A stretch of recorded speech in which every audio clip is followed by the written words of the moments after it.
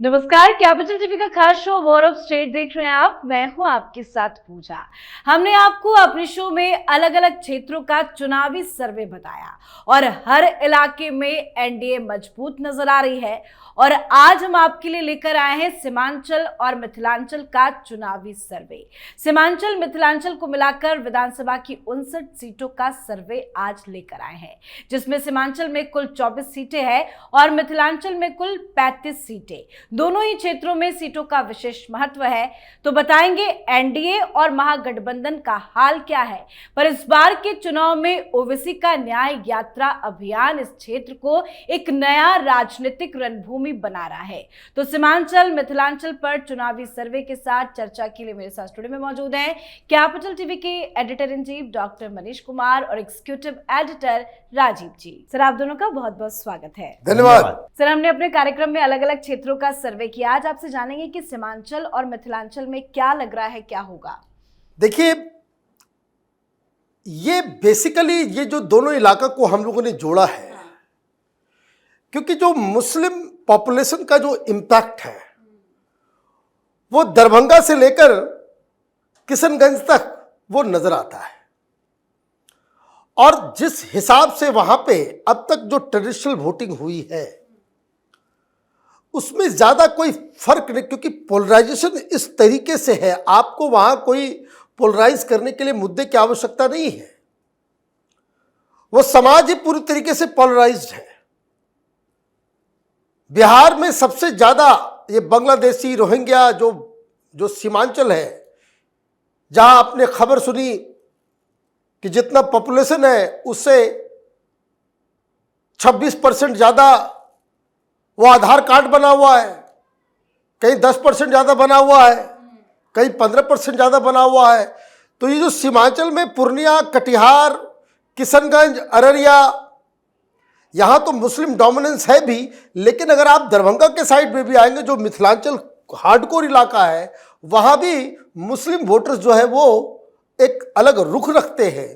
तो ये बड़ा ही इम्पॉर्टेंट होने जा रहा है ये इलाका, कि पिछली बार आप देखिए कि यही इलाका था जहां सबसे ज्यादा बज था कि तेजस्वी जो है इस बार जीतेंगे, तेजस्वी हारेंगे नहीं, तेजस्वी जीतेंगे, नीतीश कुमार हारेंगे, ये पूरे इलाके में।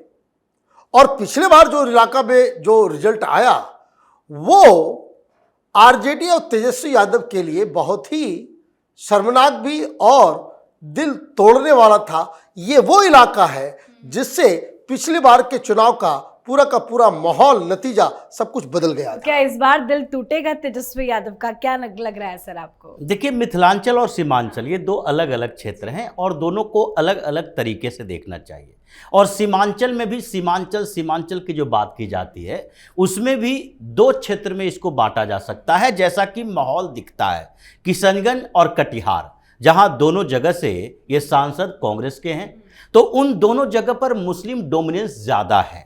तो उन दोनों जगहों पर जब मुसलमान 60% 70% हैं, तो ऐसी स्थितियों में जनता दल यूनाइटेड या भारतीय जनता पार्टी के लिए स्कोप बहुत कम होते हैं, बहुत कम हो जाते हैं। और इसलिए वहाँ टक्कर देने के लिए ओवैसी जाते हैं।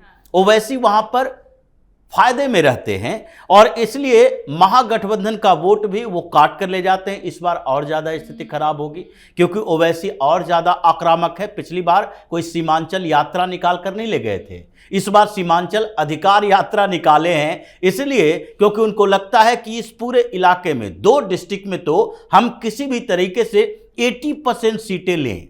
ये जो 50% का आंकड़ा पिछली बार इनका था वो 80% तक ले जाना चाहते हैं। और दूसरी तरफ अररिया और पूर्णिया में, ये दोनों जगह पर भारतीय जनता पार्टी और जनता दल यूनाइटेड, यही ओवैसी फैक्टर काम करता है, क्योंकि इन दोनों जगह पर जब 50% से ज़्यादा मुसलमान हैं और वो जो कटिहार और पूर्णिया वहाँ 35% के करीब मुसलमान हैं, तो वहाँ मुसलमानों में एक कन्फ्यूजन होता है और ओवैसी की पार्टी को ही वोट मिलता है और महागठबंधन में भी थोड़ा जाता है। तो इसका फायदा भारतीय जनता पार्टी, जनता दल यूनाइटेड को मिलता है। इसलिए पिछली बार भी ऐसा ही हुआ, 24 सीटें सीमांचल की, और उन 24 सीटों में से 12 सीटें यानी 50% सीटें जो हैं वो लेकर जा रही है एनडीए, और 50% में ओवैसी और महागठबंधन दोनों लड़ रहे हैं। तो 5 सीटें ओवैसी को मिल गई, 7 सीटें महागठबंधन को मिली। इस बार रुख अलग होगा, ये ओवैसी की सीटें बढ़ सकती है, भारतीय जनता पार्टी और जनता दल यूनाइटेड की सीटें भी बढ़ सकती है,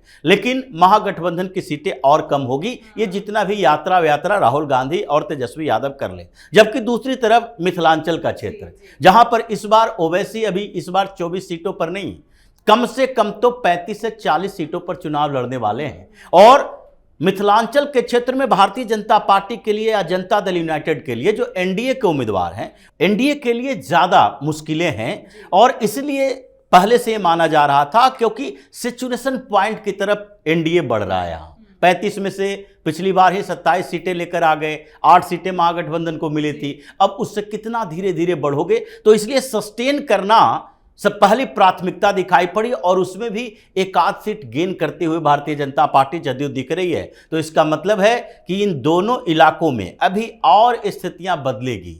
ये मखाना बोर्ड जो है प्रधानमंत्री मोदी का, कुछ और मखाना डब्बे में लेकर आएंगे, और लगता है कि इन दोनों जगह पर जो कोशिश कर रहे थे राहुल गांधी या तेजस्वी यादव, उनकी कोशिशें विफल होती नजर आ रही है। बिल्कुल, तो पहले बता ही देते हैं कि हमारा सर्वे क्या कह रहा है। तो कैपिटल टीवी सर्वे के मुताबिक एनडीए को पिछली बार 39 सीटें मिली थी, जो अब बढ़कर 40 सीट नजर आ रही है। मतलब 1 सीट की बढ़त यहां पे दिखाई दे रही है।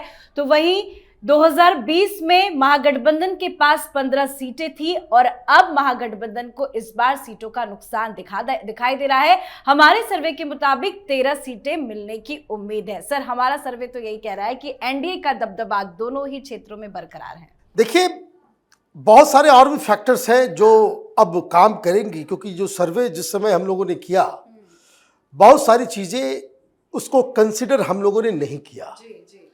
जैसे पिछले 2-3 दिनों में जिस हिसाब से ओवैसी साहब की जो यात्रा को रिस्पांस मिल रहा है, ये रिस्पांस न राहुल गांधी को मिला, न तेजस्वी यादव को मिला। अभी तक की सीमांचल के अंदर जो सबसे ज्यादा भीड़ उमड़ रही है, खास करके मुस्लिम भीड़ ओवैसी के पीछे, इससे तो सारा गेम खराब हो जाएगा। और पिछली बार सिर्फ इस इलाके से, सीमांचल से 5 सीटें वो जीत के निकल गए। ये बात और है कि सब लोग वापस वो 4 जो है वो चले गए आरजेडी के अंदर, लेकिन खेल खराब तो कर दिया। अब पिछली बार जो काम इन्होंने नहीं किया, वो इस बार इन्होंने किया कि अपने लोगों को जहां जहां राहुल गांधी, तेजस्वी यादव नजर आए, वहां जाकर के भेज दिया कि भाई हमको शामिल करो, हमको शामिल करो।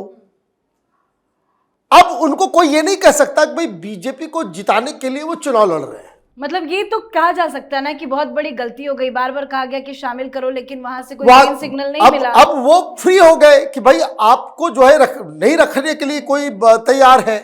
तो अब वो एक बड़ा फैक्टर है। दूसरा एक और बड़ा फैक्टर है, वो फैक्टर है पप्पू यादव का क्या होगा। पप्पू यादव का भी बहुत ही बहके जो है बयान आ रहे हैं। वो निर्दलीय है टेक्निकल तौर पे। वो कांग्रेस पार्टी अभी 3-4 राउंड उस तरीके से हुआ है कि जिसमें कांग्रेस पार्टी में उनकी घोर बेइज्जती हुई है। ये सब स्मॉल लीडर्स हैं, एक लोकलाइज लीडर है, और इन लोगों का ईगो 7वें आसमान पे होता है। तो कई सारी चीज़ें एक साथ हो रही है। पूरी की पूरी ताकत लगा दी थी तेजस्वी यादव ने एमपी के चुनाव के दौरान कि सब जगह हार जाओ, लेकिन इस पप्पू यादव को जो है हराना। पप्पू यादव रविशंकर प्रसाद के गले मिल रहे हैं, और वो मोदी से मंच में बात कर रहे हैं, तो ये जो धन्यवाद दे रहे हैं, तो ये एक अलग फैक्टर नजर आ रहा है। दूसरा कि ये इलाका वो भी है जो सीमांचल का, और खास करके सुपौल, अररिया, इन सब जगह का, मधेपुरा, यादव वोट्स भी बहुत ज्यादा है। एक फैक्टर जिसको हम लोगों ने काउंट नहीं किया है, वो तेज प्रताप यादव का है। तेज प्रताप क्या करेगी? अब पार्टी की तो घोषणा उन्होंने कर दी, तो ये क्या इशारा मिल रहा है? इशारा ये मिल रहा है कि देखिए, जो वोट करने का जो तरीका है, उसमें कोई ड्रास्टिक चेंज नहीं होने वाला है। कास्ट के आधार पर वोट दिया जाएगा, वो एक हकीकत है। बहुत सारी चीज़ें जो पॉजिटिव में आ रही हैं वो प्रधानमंत्री मोदी और नीतीश कुमार के पॉजिटिव में आ रही। कोई ऐसी खबर, कोई ऐसा पॉलिटिकल डेवलपमेंट नहीं हो रहा कि जिससे तेजस्वी यादव को फायदा होता हुआ नजर आ रहा है। तो ये जो आंकड़े हम लोग बता रहे हैं, चाहे वो मिथिलांचल हो चाहे वो सीमांचल हो, ये हमने भी बहुत ही कंजर्वेटिव रखा है। चीजें जो निगेटिव चीजें, जैसे पप्पू यादव का इन्फ्लुएंस, जैसे तेज प्रताप का इन्फ्लुएंस, जैसे ओवैसी का इन्फ्लुएंस, अगर वो बढ़ता है तो ये सीधे सीधे जाकर के वो नुकसान पहुंचाएगा किसको? वो नुकसान पहुंचाएगा तेजस्वी यादव महागठबंधन को।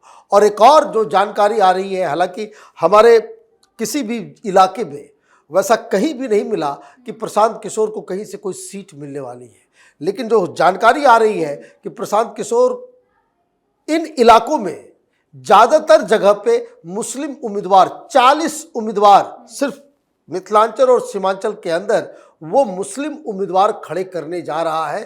तो ये अपने आप में एक बहुत बड़ा सेटबैक जो तेजस्वी यादव को मिला। सर, जैसे कि प्रशांत किशोर के बारे में सर ने बताया, अगर वो अपने उम्मीदवार उतारते हैं और ओवैसी भी काफी ज्यादा एक्टिव है, तो नो डाउट सबसे ज्यादा डेंट तो आरजेडी और कांग्रेस पार्टी को ही होगा। बड़ा झटका देने वाले हैं ये सारे नेता। ये समस्याएं पैदा हुई है और पिछले कुछ दिनों से और समस्या पैदा हुई। जैसे राहुल गांधी की यात्रा, जो अधिकार यात्रा इन्होंने निकाली, और प्रधानमंत्री मोदी को किस मंच से उनकी मां को गाली दी गई थी, ये दरभंगा में हुआ। और दरभंगा में एक सीट महागठबंधन को मिली थी पिछली बार।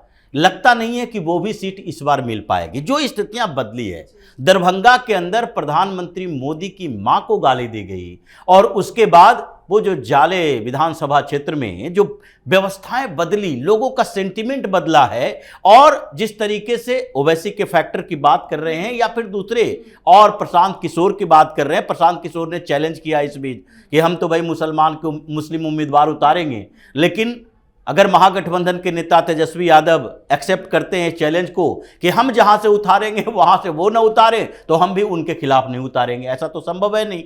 सबको तो उन्हीं क्षेत्रों में मुस्लिम उम्मीदवार उतारना है जिन क्षेत्रों में मुसलमानों की जनसंख्या 30% से ज्यादा है। ऐसा तो है नहीं 2%, 5% वाले क्षेत्र में आप मुस्लिम उम्मीदवार उतारेंगे। तो जो स्थितियां बदल रही है उसमें लगता है कि आंकड़े और चेंज हो सकते हैं। महागठबंधन के लिए परेशानी बन सकती है जो स्थितियां सीमांचल में हो या मधुबनी में हो। मधुबनी में भी वही स्थिति दिखाई पड़ी। सुपौल में 5 की 5 सीटें पिछली बार एनडीए ले गई थी, इस बार भी कोई चेंज नजर नहीं आ रहा है कि इन लोगों को 1 आध सीटें मिल जाए। तो हर जगह पर स्थितियां बदली है, और उन स्थितियों को बदलते हुए देखें तो अभी आंकड़े और भी बढ़ सकते हैं एनडीए के लिए। सर, एक सवाल और आपसे जानना चाहेंगे, तेज प्रताप क्या इन इलाकों में कुछ उनका इन्फ्लुएंस रह पाएगा, कुछ कमाल कर पाएंगे इधर? देखिए, तेज प्रताप का इन्फ्लुएंस नहीं है, लेकिन तेज प्रताप लालू प्रसाद फैमिली के हैं, और वो जो कैंडिडेट खड़ा करेंगे उसका अपना इन्फ्लुएंस होता है। ऐसा नहीं होगा कि तेज प्रताप का कैंडिडेट जो होगा वो बिल्कुल ऐसा व्यक्ति हो जो पंचायत का चुनाव लड़ने के लायक हो। वो भी वही लोग हैं जो राजद से बगावत करके बाहर निकले हैं। वो चाह रहे हैं कि किसी तरह से हमको एक बार विधानसभा में विधायक के कैंडिडेट के तौर पर पहचान मिल जाए, और वो अगर आते हैं तो इसका मतलब है कि 10-15 हजार वोट काटना या 8-10 हजार वोट भी काटना कोई बहुत बड़ी बात नहीं होती। जी बिल्कुल सर, बहुत बहुत धन्यवाद सर आप दोनों का। धन्यवाद। तो बिहार में चुनावी हलचल काफी तेज है। जैसे जैसे 2025 का महासंग्राम करीब आता जा रहा है, एनडीए और महागठबंधन अपने अपने गढ़ों को मजबूत करने और विरोधी को कमजोर इलाकों में सेंध लगाने की रणनीति बना रहे हैं। पर इस बार हर क्षेत्र में कांग्रेस आरजेडी की रणनीति फेल ही दिख रही है। सीमांचल और मिथिलांचल में एक बार फिर से एनडीए का दबदबा बरकरार नजर आ रहा है। तो आपकी क्या कुछ राय है, आप भी कमेंट करके लिखिएगा। देखते रहिए कैपिटल टीवी। नमस्कार।